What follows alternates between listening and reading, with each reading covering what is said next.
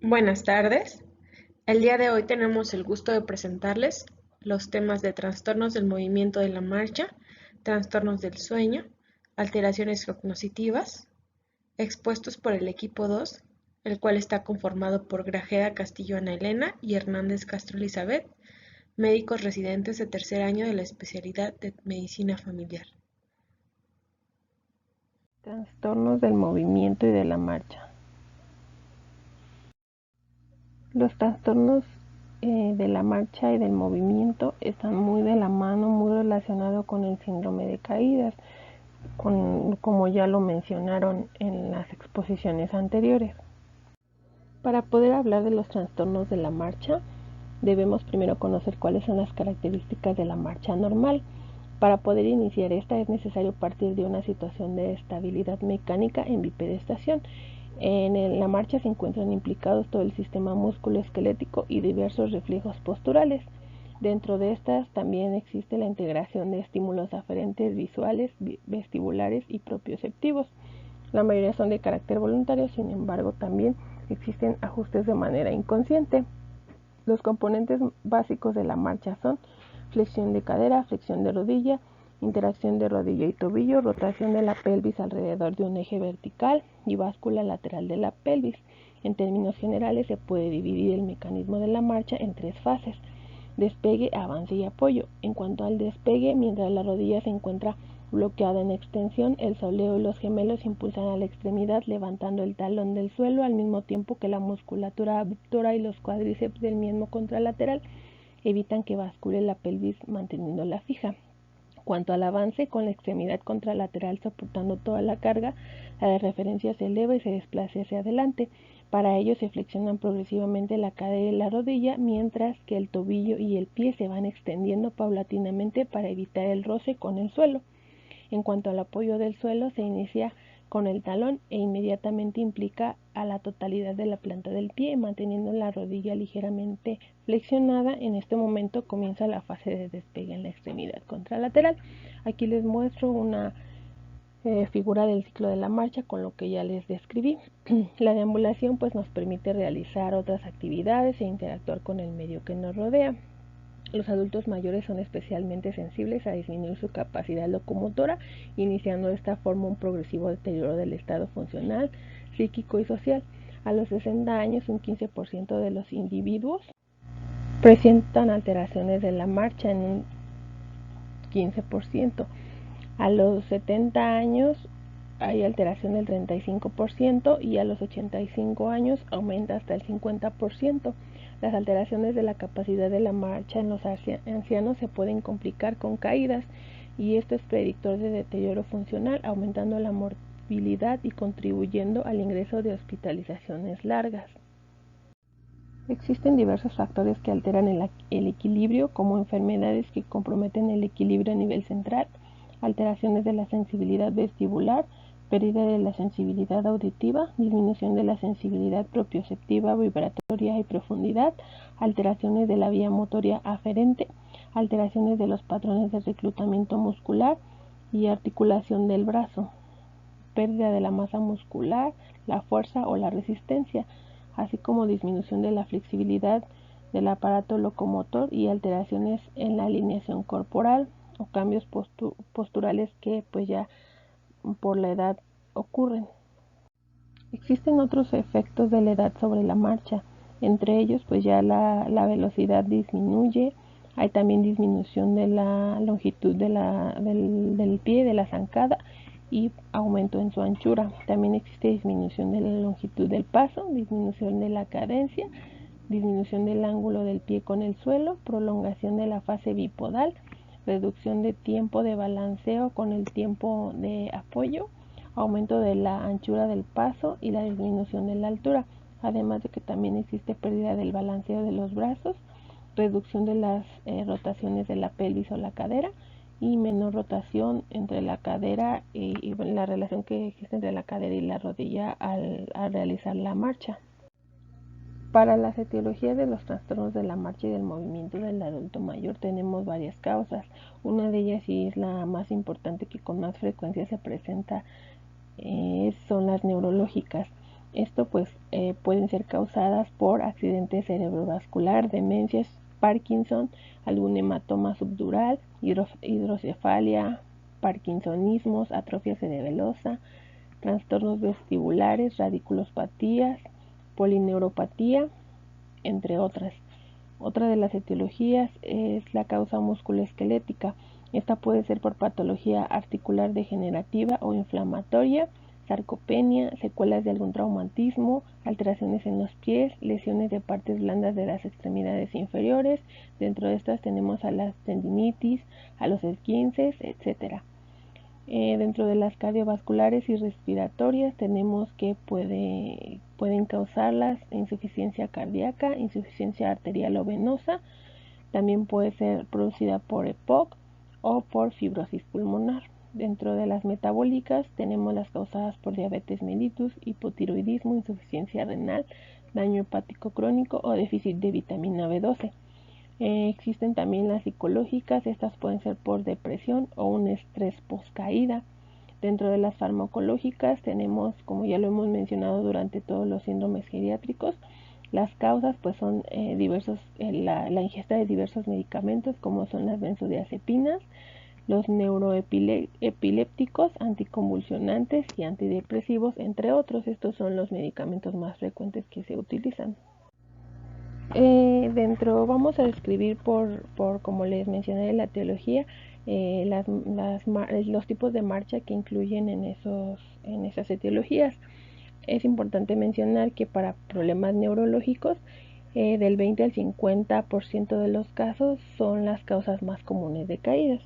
Dentro de estas tenemos a la marcha hemipléjica o del segador, también llamada helicópoda.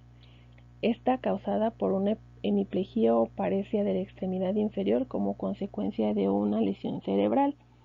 La extremidad inferior está flexionada a la cadera y extendida a la rodilla y al pie en flexión plantar. La persona tiene que balancear la pierna en un arco hacia afuera para asegurar el despegue. A la vez hay flexión lateral del tronco hacia el lado sano. Mantienen una base de sustentación pequeña y por lo tanto es un alto riesgo de caídas. Otra de las marchas es la marcha en tijeras. Es un tipo de circunducción bilateral donde las piernas se cruzan al caminar, los dorsiflexores del tobillo están débiles y los pies rascan el suelo. Existen pasos cortos y de mucho esfuerzo. Las causas más comunes son la espondilosis cervical y el infarto lacunar. Otra de ellas, y yo creo que igual la que más conocemos y la que más hemos observado en los pacientes, es la marcha parkinsoniana o festinante.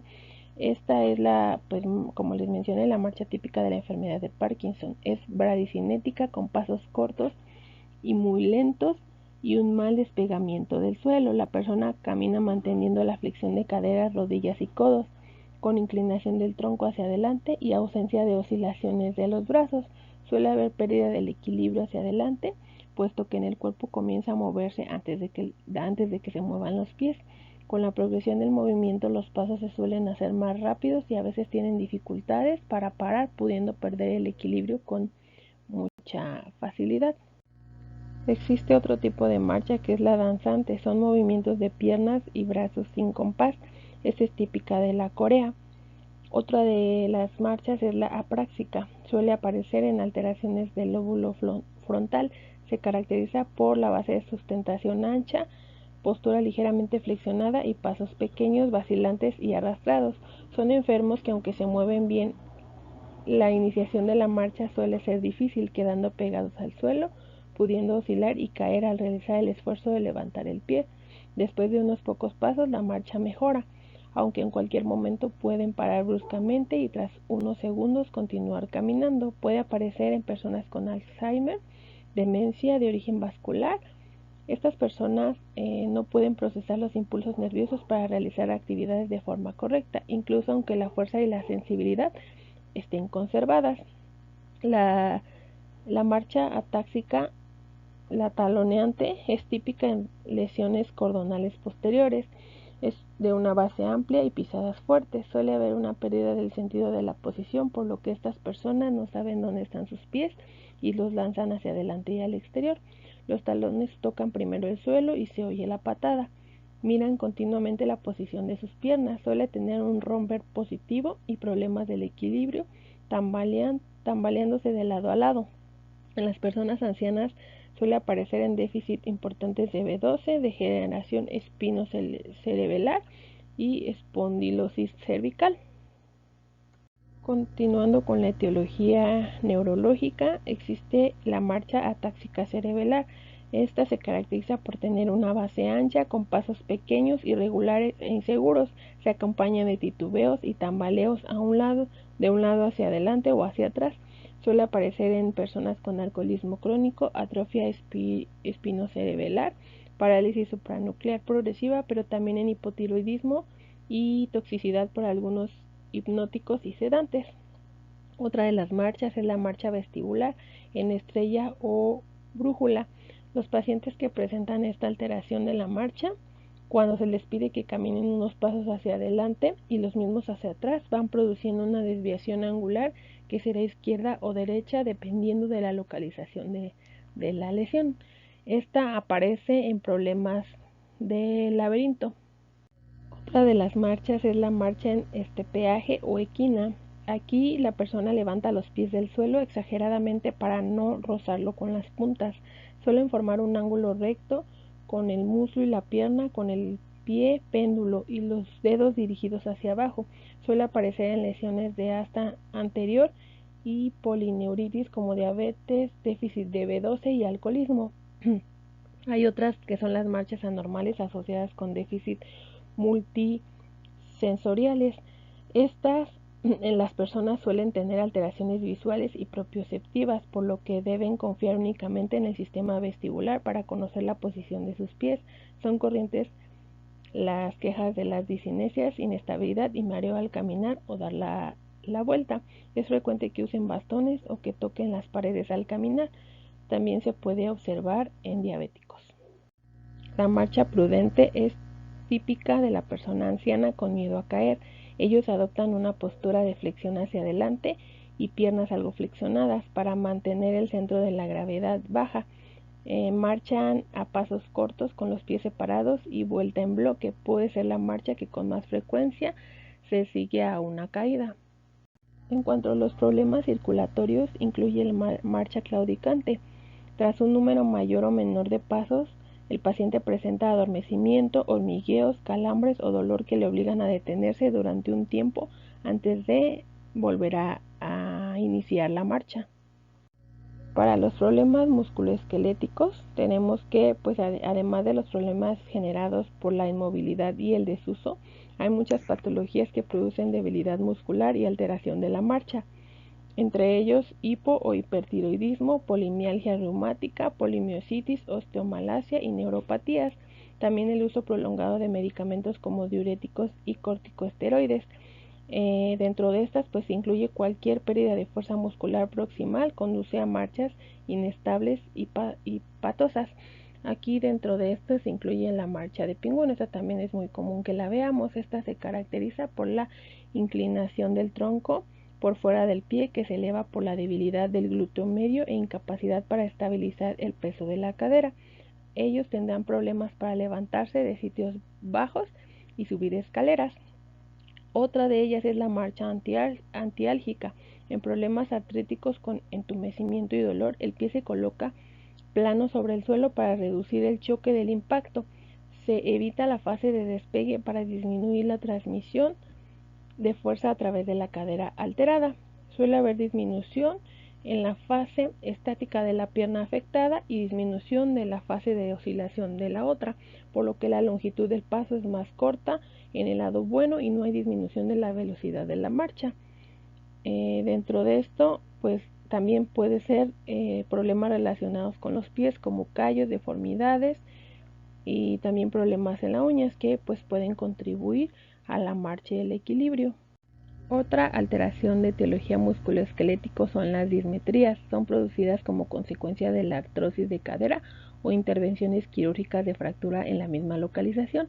Alteran la postura del cuerpo, ya que al girar la persona cambia la mecánica articular de la extremidad inferior y la columna, aumentando la posibilidad de la pérdida del equilibrio. Para hacer el diagnóstico, pues obviamente es con la exploración física, ¿no? Al ver a la inspección del paciente. Pero también es importante tener otros puntos para lograr su diagnóstico. Una de ellas, pues, una historia clínica detallada, en donde debemos preguntar acerca de síntomas prodrómicos o acompañantes, circunstancias a lo mejor de ya que provocaron una caída, que puede ser obviamente consecuencia de algún tipo de alteración en la marcha, la actividad que se estaba realizando, las consecuencias y si permaneció en el suelo y cuánto tiempo pasó. También se debe realizar una valoración geriátrica integral, teniendo en cuenta el aspecto biomédico, en donde debemos preguntar los antecedentes médicos y patológicos, así como algunos hábitos tóxicos, historias de farmacológica detallada y el estado nutricional de cada paciente. Debemos valorar también el aspecto funcional, en donde debemos tener conocimiento del nivel de dependencia para las actividades básicas e instrumentadas de la vida de cada paciente, ya que esto pues se asocia con un mayor riesgo de caídas. También debemos preguntar sobre el grado de movilidad, pues existe una fuerte correlación entre la pérdida de movilidad y el riesgo de caídas, como les había mencionado hace un rato al inicio de la exposición. Otro aspecto importante es lo mental y lo psicoafectivo. Aquí debemos valorar el deterioro cognitivo y los estados depresivos como situaciones importantes para el riesgo de caídas. Otro importante es el aspecto social. Aquí debemos valorar si hay apoyo familiar, la convivencia y los recursos sociales del que dispone el paciente, así como las características de la vivienda. Es importante también realizar una exploración por aparatos y sistemas. En cuanto a la exploración cardiovascular, es importante revisar el pulso arterial periférico y carotidio, la detección de soplos, arritmias, y es muy importante también la toma de la presión arterial, ya que se debe descartar la presencia de hipotensión ortostática mediante el test de Sholon. Consiste en una toma de TA de cúbito supino y posteriormente en bipedestación, considerando un resultado positivo cuando la tensión arterial sistólica disminuya 20 miligramos de mercurio. En cuanto a la exploración neurológica, con esta se pueden detectar los déficits focales, neurológicos, alteraciones cerebelosas, parkinsonismo y otros eventos que favorecen las caídas del anciano. También se debe explorar la función cognitiva, los pares craneales, el sistema motor, reflejos osteotendinosos, sistemas sensitivos, signos extrapiramidales y síntomas cerebelosos. En cuanto a la exploración del sistema locomotor, se debe valorar la deformidad, la presencia de dolor y amplitud de los movimientos de las articulaciones, alteraciones en los pies, atrofia y pérdida de fuerza muscular. Para la evaluación de la fuerza muscular hay diversas zonas que se pueden realizar. Una de ellas es la valoración de flexores plantares. El paciente en apoyo unipodal, poniéndose de puntitas, entre 5 y 10 veces se repite el ejercicio con las dos piernas. La valoración de los extensores de la cadera se realiza con el paciente en decúbito prono, levantando una pierna hacia el techo entre 3 y 5 veces, repitiendo el ejercicio con la pierna voluntaria, entre otros. También debemos de explorar los órganos de los sentidos. Aquí debemos valorar la agudeza visual mediante el cartel de letras o dibujos, en caso de que pues no sepa leer. Si no disponemos de podemos emplear la campimetría por confrontación, que nos permite detectar otras alteraciones. También el examen de fondo de ojo puede detectar presencia de retinopatía diabética o hipertensiva. Tenemos también que preguntar si existe algún antecedente de cirugía o traumatismo ocular. Valoración auditiva también es importante, realizando la otoscopía. Esta pues nos permite descartar si hay presencia de cuerpos extraños o tapones de cerumen en el conducto, que pues son muy frecuentes en este tipo de edad.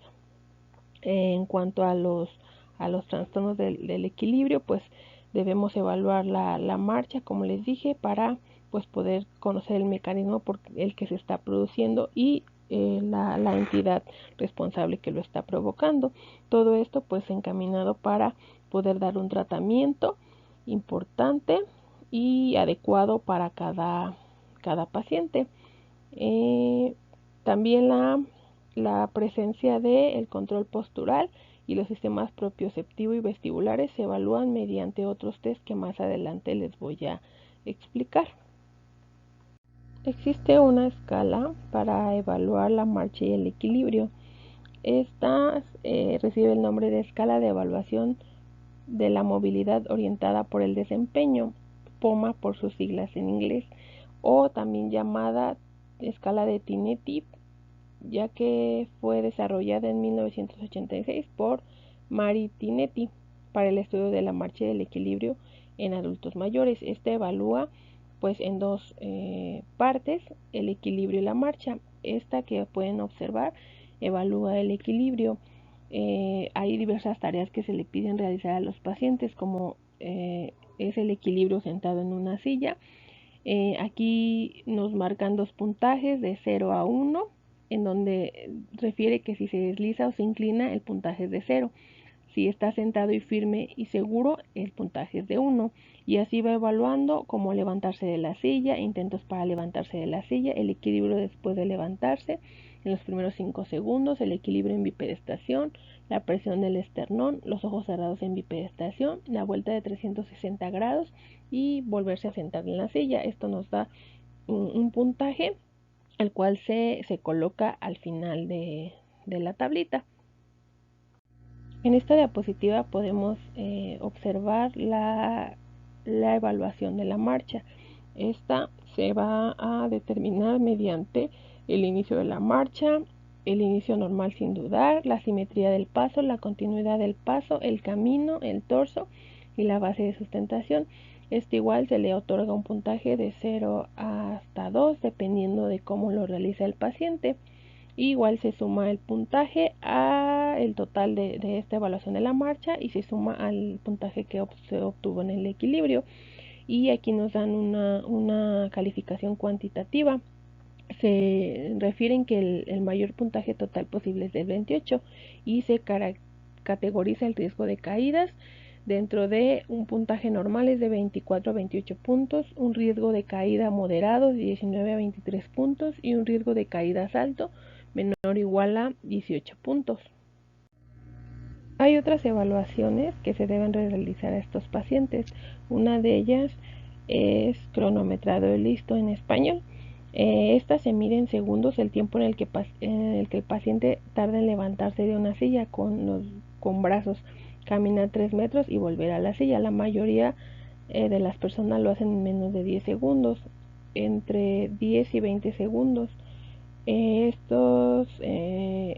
Este tiempo lo emplean los pacientes frágiles y los que lo hacen en más de 20 segundos son aquellos que tienen alto riesgo de caídas. Otra evaluación es el alcance funcional. Los pacientes se deben de mantener con una base de sustentación fija. El individuo debe de extender el brazo hacia adelante.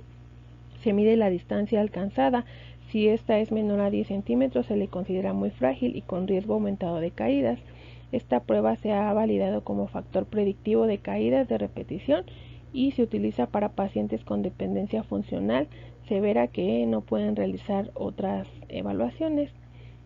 También es importante realizar la evaluación del entorno. Debemos preguntar acerca de las características de la vivienda, si existen escaleras, como las características del piso, el mobiliario que hay y también en dónde se encuentra la habitación.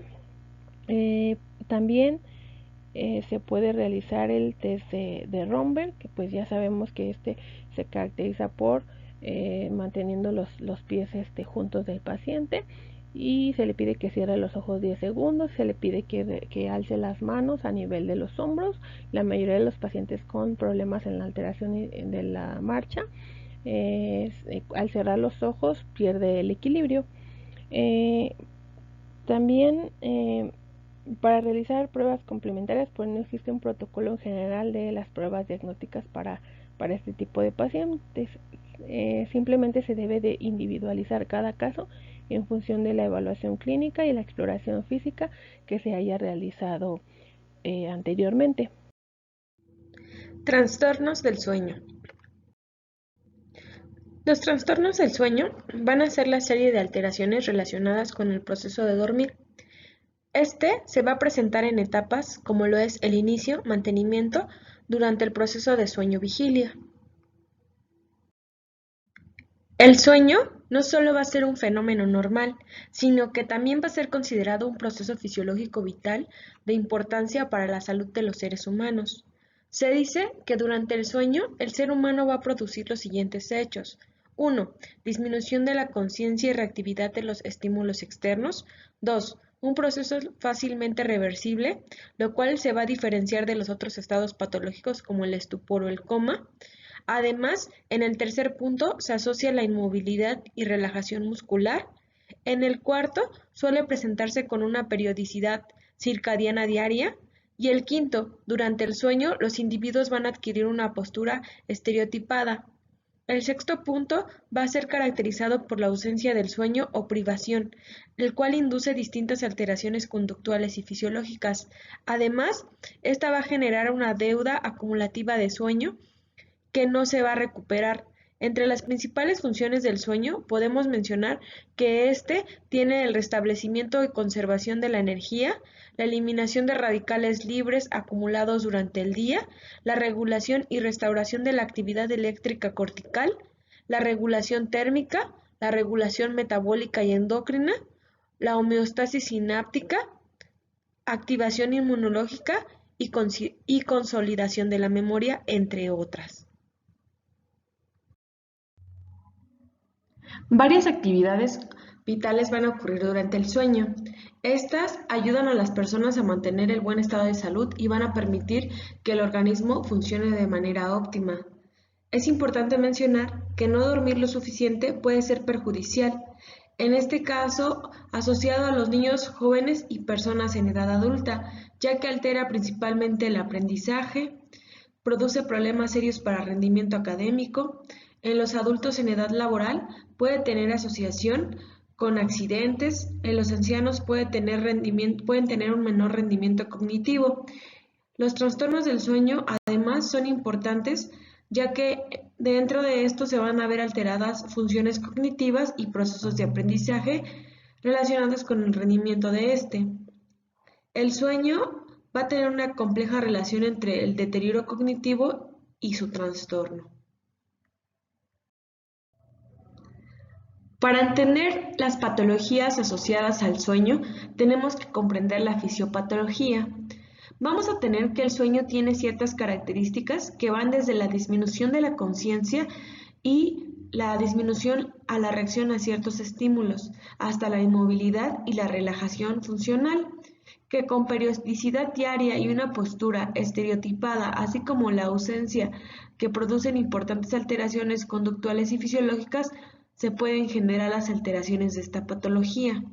Dentro de la neurobiología del sueño vamos a tener que el sueño va a estar regulado a través de diversas sustancias y neurotransmisores cerebrales estimulantes como lo es la dopamina, norepinefrina, histamina, orexina, glutamato, sustancias y neurotransmisores cerebrales inhibitorios como el GABA, adenosina, glicina y sustancias neurotransmisoras reguladoras como lo es la acetilcolina, serotonina y melatonina.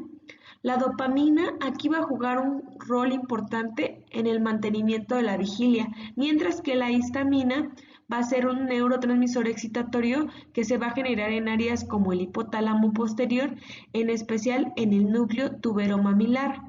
Además, es fundamental que el mantenimiento del estado de alerta, mientras que las hormonas orexina y la hormona excitadora que van a ser producidas en el hipotálamo van a promover la vigilia junto con el glutamato, el mayor neurotransmisor cerebral que va a estar regulando tanto la química como la electricidad. El GABA va a ser el principal neurotransmisor inhibitorio, junto con la adenosina, que va a ser liberada en el área preóptica y en el hipotálamo anterior. Esta se va a encargar de reducir el sueño en la fase no REM, mientras que la glicina interviene en el control de la atonina en el sueño REM.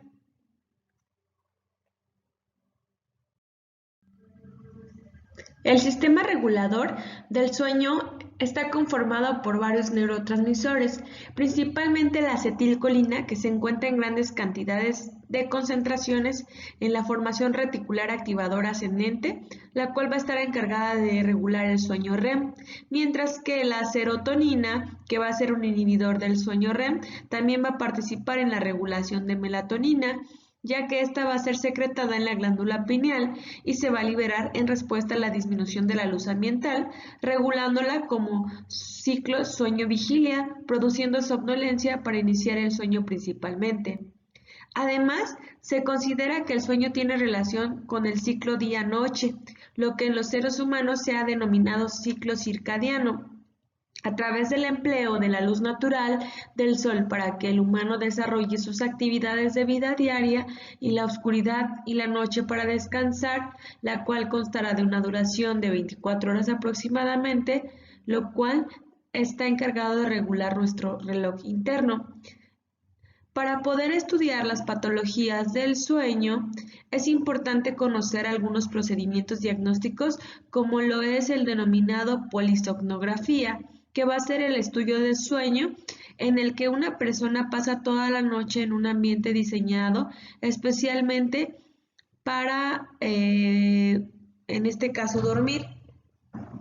El laboratorio del sueño, en el que se registran, en este caso, una serie de electrodos y sensores colocados en diferentes partes del cuerpo, van a encargarse de determinar variables electrofisiológicas como en el electroencefalograma, la electrooculograma y la electromiografía en el mentón, así como en los miembros inferiores, el flujo respiratorio, la oximetría, la posición corporal, entre otros. Entre otras variables, también nos va a permitir determinar los estados de sueño, ya sea fase 1 del sueño, que es la superficial, con actividad cerebral o patrón alfa, combinado con la baja amplitud, o la fase 2 del sueño, en la cual se presenta un bloqueo en el ingreso de información sensorial con la actividad cerebral predominante, y la fase 3, donde se envía un sueño profundo con actividad cerebral delta y marcada disminución de tono muscular. La fase REM, que es la fase rápida de movimientos de los ojos con actividad cerebral teta de baja amplitud y atonía muscular. En la fase 3 y REM es cuando se producen las ensoñaciones o los sueños. Dentro de los factores de riesgo vamos a tener principalmente al género femenino, la edad mayor, el uso de sustancias con propiedades estimulantes o somníferas, así como enfermedades médicas y psiquiátricas, estado socioeconómico bajo y no contar con pareja. Epidemiología de los trastornos del sueño. Vamos a encontrar que dentro de los trastornos más frecuentes se encuentra el insomnio, que en la población general ocupa la segunda causa de consulta después de lo que es el dolor.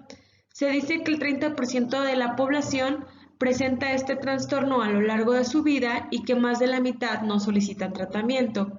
Las consecuencias de la falta de sueño frecuentemente van a llevar a incapacidad para concentrarse, problemas de memoria, déficit en pruebas neuropsicológicas y disminuciones de la libido.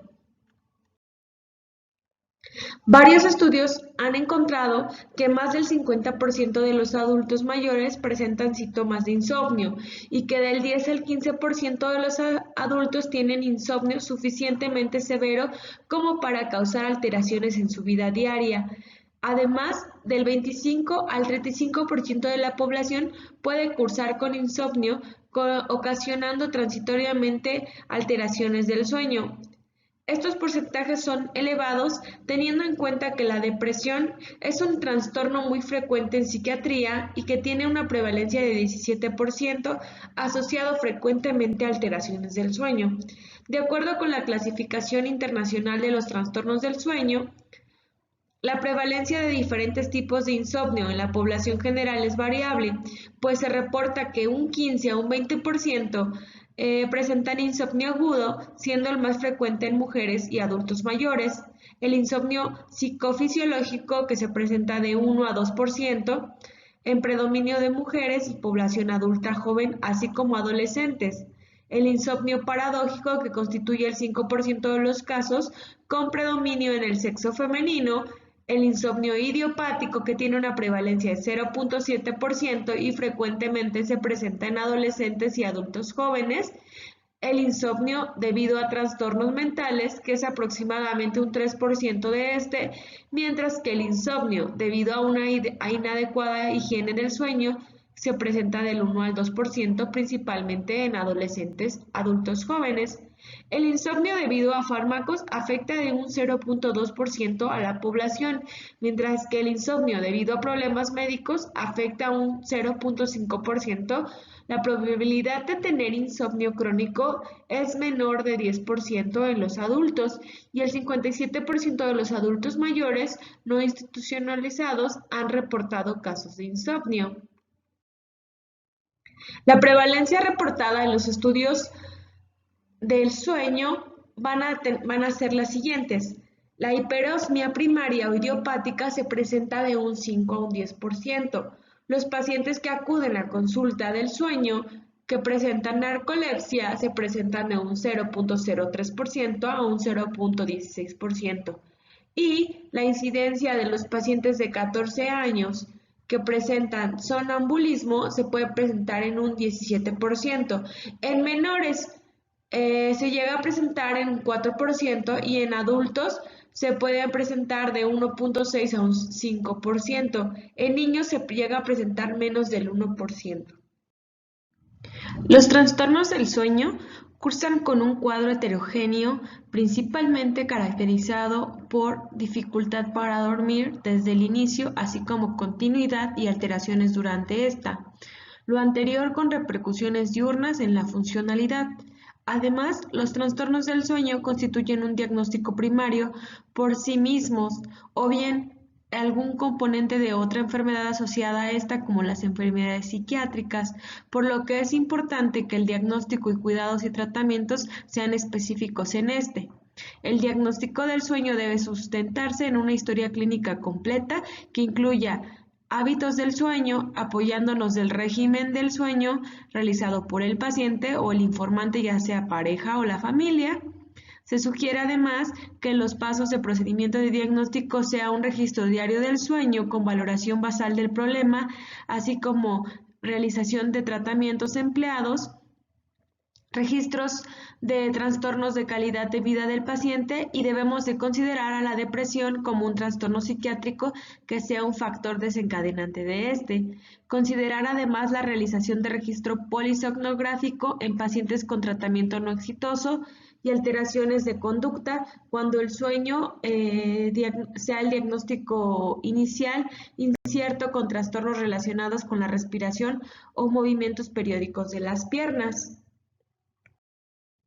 Dentro de los criterios diagnósticos tenemos que si el individuo se queja de dificultad para conciliar el sueño, dificultad para mantenerse dormido o sueño no reparador, ese es un criterio. Criterio B, la alteración del sueño se produce al menos 3 veces por semana durante al menos un mes. La alteración del sueño se produce generando un malestar marcado o una interferencia en el funcionamiento personal de la vida diaria, y la ausencia de un factor orgánico causal conocido como una alteración neurológica u otra circunstancia médica, un trastorno debido al consumo de sustancias o debido a medicación. Entre otras clasificaciones se deben de considerar en relación al tiempo como insomnio crónico, que es mayor a 4 semanas, el insomnio severo o refractario, y el diagnóstico debe de basarse en una historia clínica completa que incluya historias de los hábitos del sueño apoyada por un registro de sueño realizado por el paciente y por la pareja o familia. Dentro de los trastornos del sueño vamos a encontrar a la hiperosmia no orgánica. Vamos a tener que esta va a ser la somnolencia excesiva durante el día, al menos por un mes, evidenciado por el sueño prolongado mayor a 8 horas, la cual afecta la calidad del sueño normal con dificultad para despertar, somnolencia en horas habituales de vigilia, por lo que hay siestas intencionadas y sueños inadvertidos. Dentro de su cuadro clínico vamos a tener que la somnolencia llega a provocar un deterioro significativo en el deterioro social, laboral, y esta no se debe a otros trastornos del sueño o trastornos mentales, ni se debe a efectos fisiológicos directos de sustancia o enfermedad médica. Dentro de su clasificación vamos a tener que se presenta el síndrome de Kleine-Levin. Aquí los individuos pueden llegar a tener de 18 a 24 horas de sueño y se asocia con desinhibición como hipersexualidad, episodios de ingesta excesiva o compulsiva y ganancia de peso. En otros vamos a tener que esta es muy común en adolescentes. Además, también vamos a tener la hiperosmia asociada a menstruación, que se puede encontrar marcada por patrones alterados de conducta e ingesta excesiva de alimentos. ¿Cómo se va a realizar el diagnóstico de la hiperosmia? Vamos a tener que principalmente se va a basar en la polisomnografía, la cual va a mostrar la presencia de un sueño normal o prolongado con latencia del sueño REM acortada, la cual puede ser más de 20 minutos. En algunas personas se presenta un aumento de sueño en las ondas lentas y además dentro del test de latencia de múltiple relevancia de somnolencia fisiológica diurna, el síndrome de Kleine-Levin en la polisomnografía va a mostrar un aumento del tiempo total del sueño y una disminución de la latencia del sueño REM, lo cual puede ser menor de 10 minutos. Dentro del diagnóstico y tratamiento del sueño, es frecuente encontrar una disfunción autónoma, tales como cefalea vascular, fenómeno de Raynaud y desmayos asociados a hiperosmia. Además de ello, se recomienda utilizar la escala de Epton. Esta nos permitirá valorar a la persona para ver los deterioros sociales que se presentan principalmente. Tratamiento. En la hipernosmia se debe asegurar que éste no esté relacionada con restricción del sueño, uso de medicamentos o trastornos psiquiátricos. La conveniencia de la administración de medicamentos se sustenta al considerar su costo-beneficio al mejorar la calidad de vida y patrón funcional, así como riesgos asociados a trastornos. Aquí el principal fármaco utilizado es el metilfenidato, que se puede administrar en dosis de 10 a 60 miligramos día, de preferencia de liberación controlada. En el trastorno no orgánico del ciclo del trastorno orgánico ciclo sueño-vigilia, vamos a encontrar que este va a ser un trastorno caracterizado por ausencia de sincronía entre el ciclo sueño-vigilia y el ciclo deseable para el entorno del individuo, que da lugar a quejas tanto de insomnio como de hiperosmia. Además, dentro de su cuadro clínico vamos a tener que se presenta principalmente somnolencia, que provoca un deterioro significativo del deterioro social, laboral, y que no se debe a otros trastornos del sueño o trastornos de salud mental, y que no se debe a efectos fisiológicos de alguna sustancia médica. Dentro de su clasificación vamos a encontrar que se clasifica en 4 tipos. 1. El retraso de la fase del sueño. 2. El desfase por cambio de usos horarios. El 3. Por trabajos en turnos, en este caso cambio de turno en el trabajo.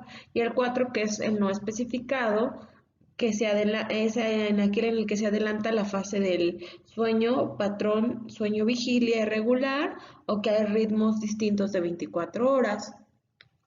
Para realizar un diagnóstico de este, se debe de valorar el patrón sueño-vigilia del individuo, el cual no está sincronizado con el ciclo sueño-vigilia deseable, de acuerdo a la costumbre social y a lo comparado con la mayoría de los individuos en el entorno.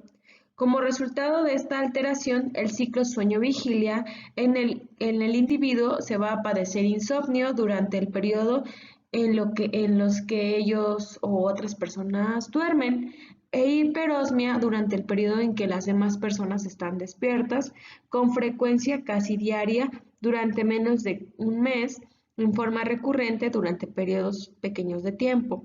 La cantidad de tiempo y la calidad insatisfactoria del sueño van a ocasionar un malestar de personas marcando inherentemente el funcionamiento de la persona en la vida diaria, así como va a haber una ausencia de factor orgánico causal conocidos como alteración neurológica u otra circunstancia médica a algún trastorno debido al consumo de sustancias psicoactivas. Tratamiento. Existen medidas inespecíficas para inducir el sueño que son de utilidad como primera elección. Además, el manejo farmacológico de estos existen en dos opciones, como son el uso de fármacos no benzodiazepínicos y los benzodiazepínicos, que consisten en tener efectos sedantes, estando recomendados en aquellos pacientes que presenten cuadros de depresión, ansiedad y otros. Dentro de los primeros se encuentra el Zolpidem, que es considerado un inductor del sueño con una vida media corta que rara vez produce síntomas de abstinencia o rebote. En el segundo caso se encuentran las benzodiazepinas, que suelen usarse con frecuencia ya que preferiblemente se usan aquellas de vida media corta o intermedia, como por ejemplo el triazolam, midazolam, alprazolam o lorazepam. En los terceros se suele usar antidepresivos o antipsicóticos con efectos sedantes a dosis bajas, como lo es la minaserina, mirtazapina, amitriptilina, trazodona, olanzapina, levomeropromacina y sobre todo cuando coexisten con depresión o trastornos psicóticos. Sonambulismo. El sonambulismo va a ser un estado de conciencia alterada en la que la combinación de fenómenos sueño-vigilia en el individuo se va a caracterizar porque éste se levanta de la cama por lo general durante el primer tercio del sueño nocturno y deambula mostrando un nivel bajo de conciencia, reactividad y torpeza de movimientos. Cuando despierta no suele recordar el acontecimiento y en el adulto se suele adoptar un carácter crónico con altas y bajas episodios aislados. Además, el sonambulismo suele ser acompañado de otros padecimientos tales como narcolepsia, trastornos del comportamiento del sueño, uso de sustancias y trastornos respiratorios del sueño. Dentro del cuadro clínico vamos a encontrar que los síntomas predominantes son los siguientes. Si llega a presentarse dos o más de los siguientes síntomas en el cual se presenta un episodio de somnolencia, en este caso fase inexpresiva, mirada fija, falta de respuesta a esfuerzos o estímulos, además de que al despertarse se presente un episodio de sonambulismo por las mañanas o el individuo no recuerda este episodio. Dentro del diagnóstico podemos emplear los siguientes estudios. El estudio de polisomnografía, que va a ser la evidencia en que las primeras horas de la noche durante el sueño profundo, justo antes del episodio, hay un aumento de la actividad delta y hay un aumento en el número de las transiciones fase 3 y 4 y hay disminución en la calidad del sueño. Además, se ha llegado a asociar a estados febriles de privación del sueño, apnea obstructiva del sueño con cefalea de tipo migraña y se considera que el sonambulismo puede formar parte de otros trastornos tales como apnea, narcolepsia, abuso de sustancias. Al cabo de varios minutos, al despertar la persona del episodio, no hay trastornos de actividad mental en el comportamiento, aunque inicialmente puede haber un periodo corto de confusión y no hay pruebas de trastornos mentales orgánicos tales como demencia o trastorno somático de epilepsia. Trastornos del sueño, terrores del sueño. Se caracteriza por episodios nocturnos de terror y pánico que se acompañan de gritos, movimientos bruscos e hiperactividad vegetativa. Dentro del cuadro clínico vamos a encontrar principalmente, como se menciona en la definición, se presenta un grito de pánico o intensa ansiedad, movimientos bruscos, desorientación, ausencia de factor orgánico neurológico, y principalmente se presenta en la primera fase del sueño. Esta llega a tener una duración de 10 minutos y es muy frecuente en la población infantil, sobre todo en el sexo masculino. Rara vez persiste en la adolescencia y su diagnóstico se debe de considerar mediante la valoración por el Servicio de Psiquiatría y Neurología. Pesadillas. Van a ser aquellas experiencias oníricas acompañadas de ansiedad o miedo en las cuales existe un recuerdo muy detallado que implica una amenaza para la supervivencia, la seguridad o autoestima, que con frecuencia suele repetirse en el mismo tema y no existe anamnesis al evento ni problemas en la orientación. Dentro del cuadro clínico principalmente se va a presentar ansiedad, miedo, malestar y sensación de amenaza. Los criterios diagnósticos van a ser los siguientes. El individuo se despierta del sueño nocturno o de la siesta con un recuerdo vivido o detallado de los sueños terroríficos relacionados normalmente con una amenaza de supervivencia y seguridad a su autoestima. El despertar puede producirse en cualquier momento del sueño, pero típicamente se presenta en la segunda mitad. Tras despertar del sueño terrorífico, el individuo pasa a estar rápidamente orientado y alerta. Y la experiencia de la pesadilla en sí misma causa una alteración del sueño, a lo que da lugar a los despertares asociados con episodios. Causan un malestar marcado en el individuo. Además, en esta debe de haber una ausencia de factor orgánico conocidos como trastornos neurológicos o somáticos, así como trastornos debido al consumo de sustancias psicoactivas o medicación. Algunos factores estresantes personales, sociales y ambientales pueden estar coayudando a episodios de pesadillas. Para hacer el diagnóstico diferencial con los terrores nocturnos, debemos hacer hincapié en que no existe un tratamiento farmacológico específico, pero se puede realizar el uso de benzodiazepinas, antidepresivos tricíclicos de tipo ISR, que pueden ser útiles para el manejo de estas. Es importante mencionar que las pesadillas no presentan un factor orgánico desencadenante. Trastornos del sueño orgánico no especificados. Vamos a tener que este tipo de trastornos está asociado principalmente a trastornos psiquiátricos. El insomnio se puede asociar a este tipo de patologías como lo son depresión, trastornos de ansiedad, trastornos adaptativos, esquizofrenia, abuso y dependencia de alcohol, tabaquismo, entre otras sustancias.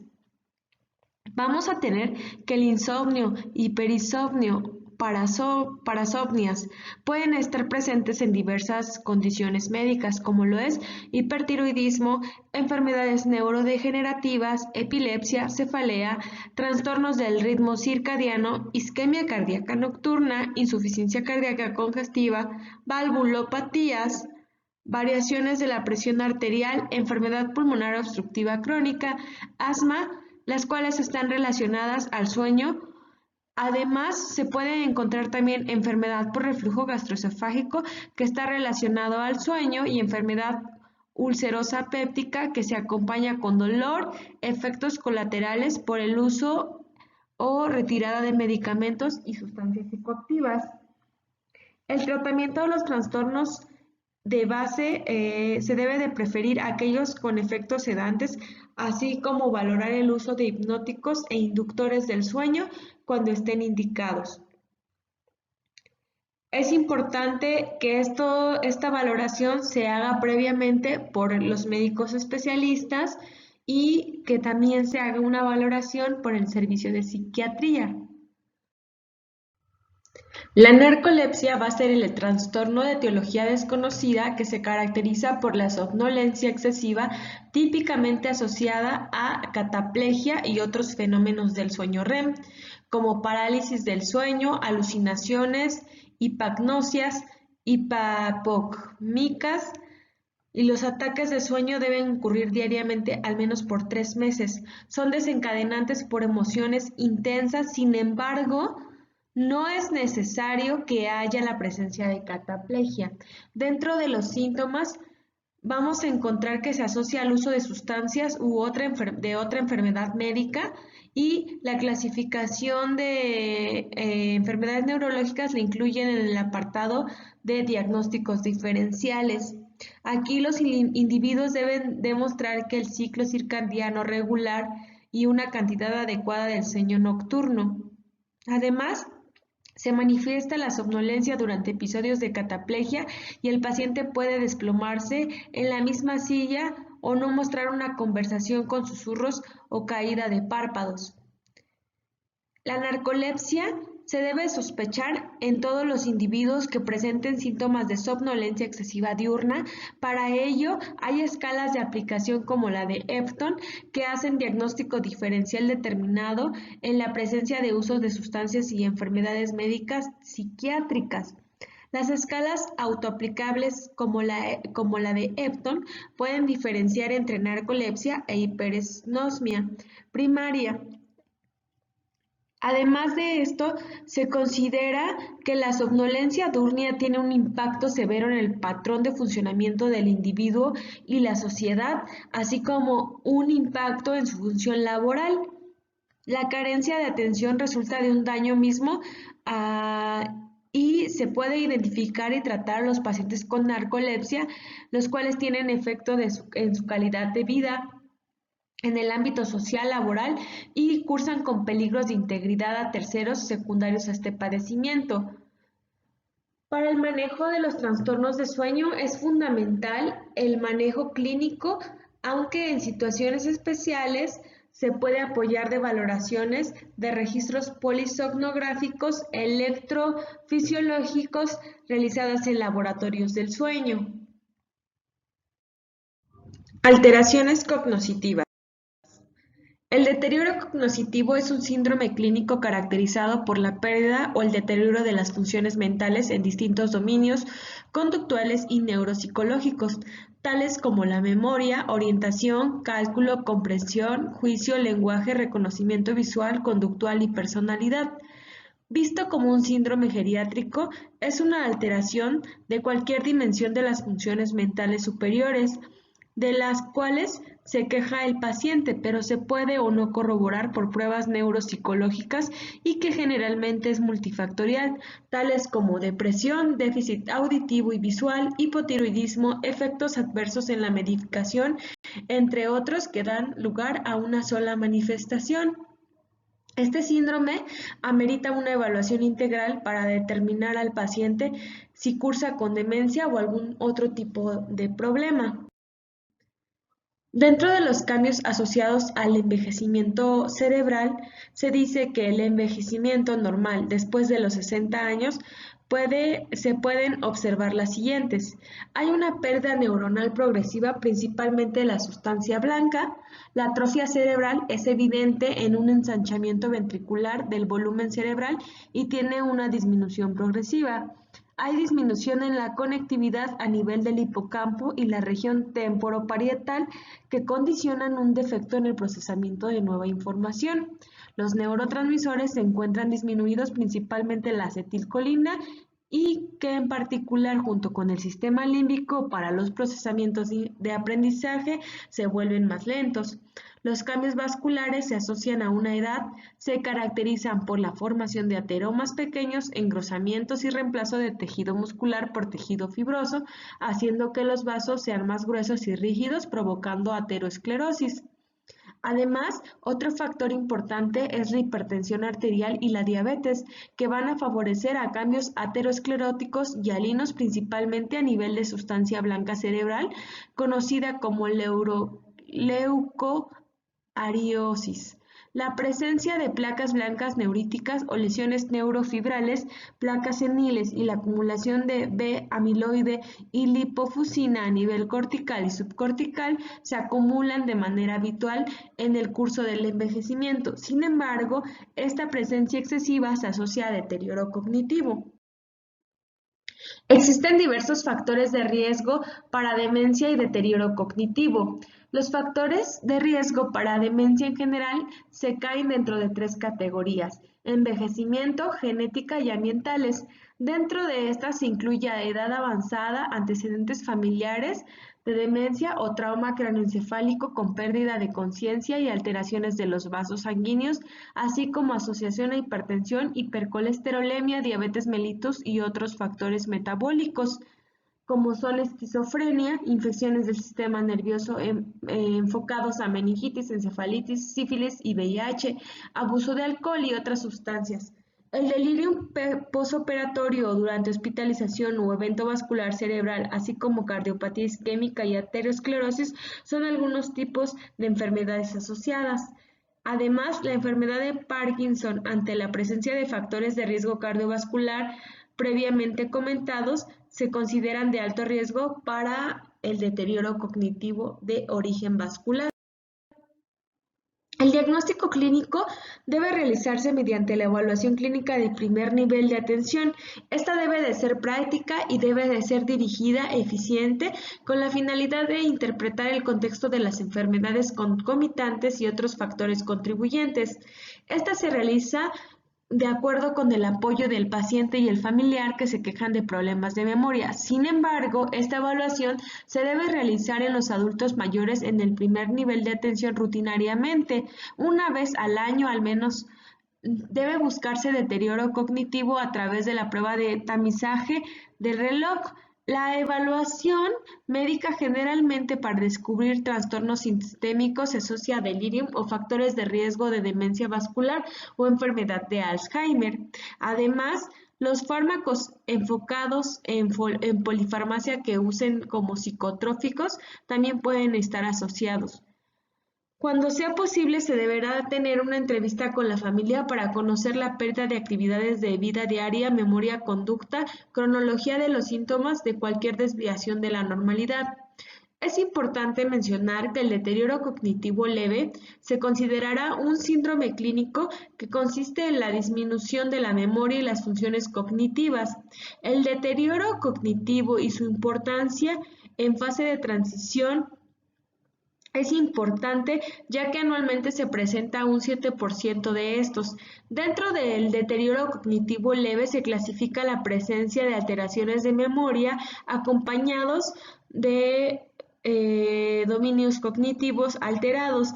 El deterioro cognitivo amnésico de dominio único y el deterioro cognitivo amnésico de múltiples dominios, así como el deterioro cognitivo no amnésico de dominio único y el deterioro cognitivo no amnésico de múltiples dominios, son considerados los principales alteraciones de la memoria en el adulto mayor.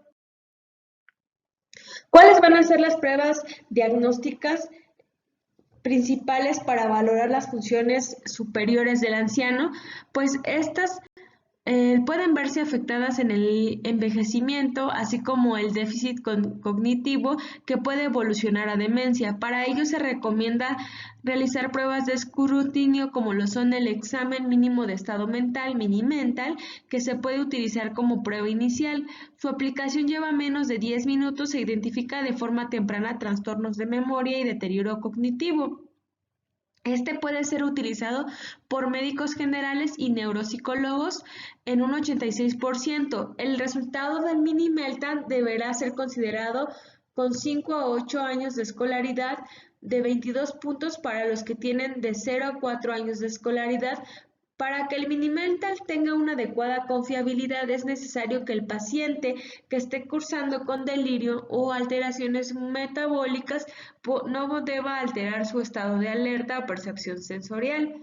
Otro instrumento de escrutinio que puede aplicarse es la prueba de dibujo de reloj, que evalúa la función ejecutiva, construcción visulo-espacial y habilidades cognitivas, las cuales son validadas por muestras comunitarias.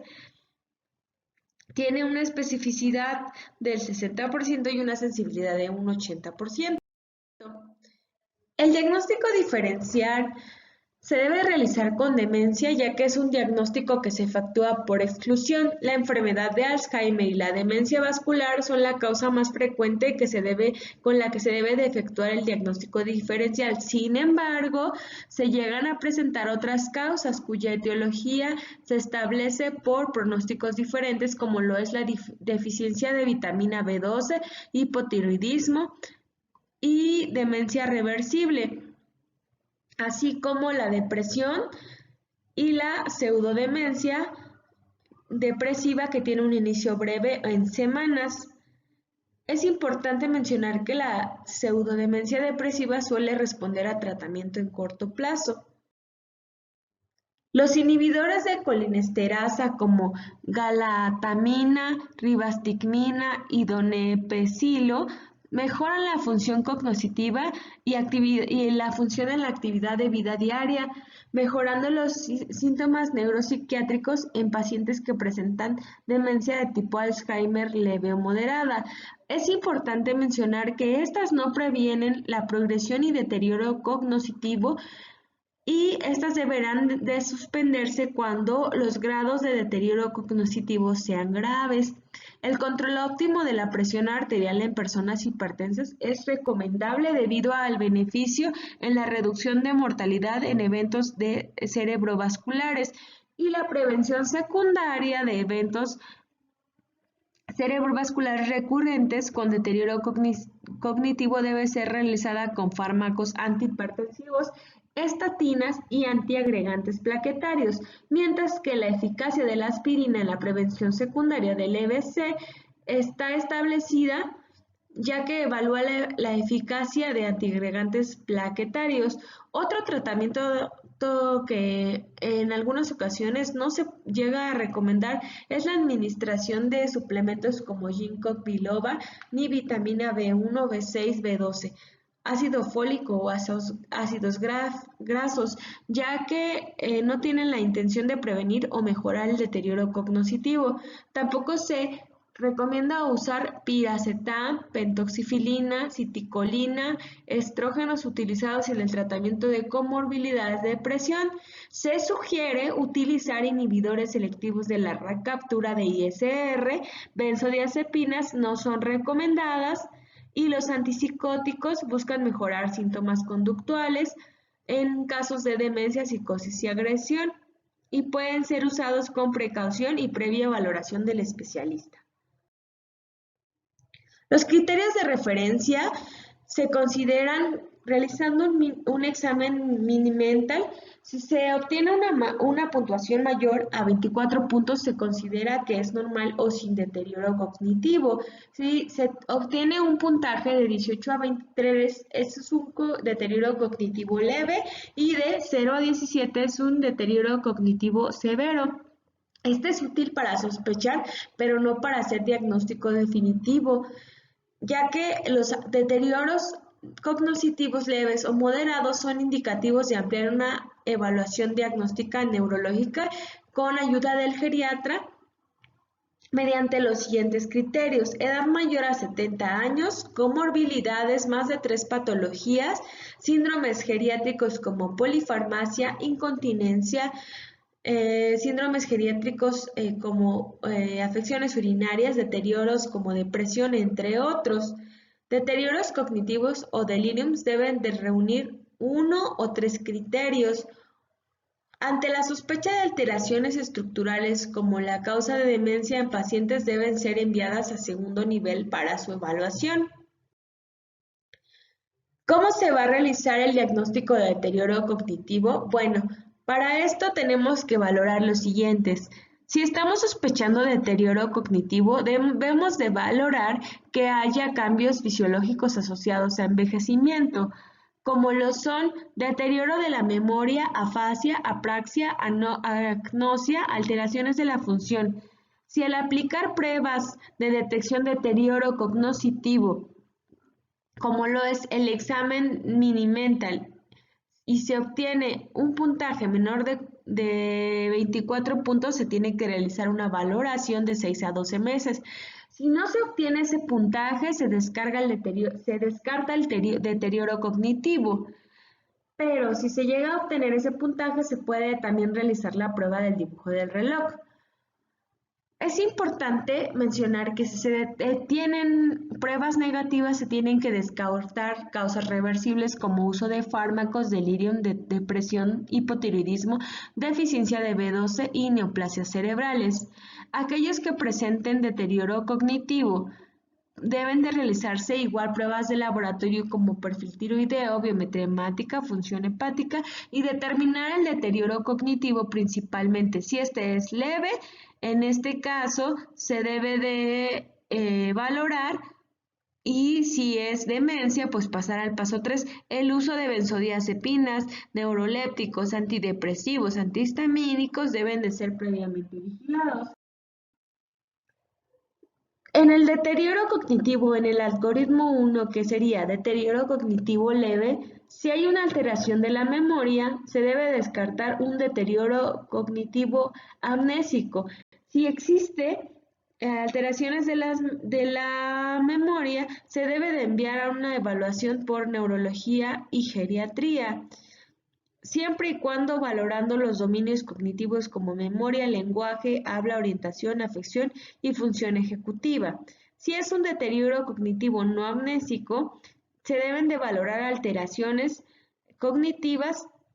Es importante aquí mencionar que el tratamiento no farmacológico es importante, se debe de orientar a la realidad, a la estimulación cognitiva, a la terapia, actividad física, control de riesgo cardiovascular y educación al cuidador, así como identificación temprana del colapso del cuidador. Todos estos pacientes deben de ser enviados a grupos de apoyo social y a segundo nivel de atención.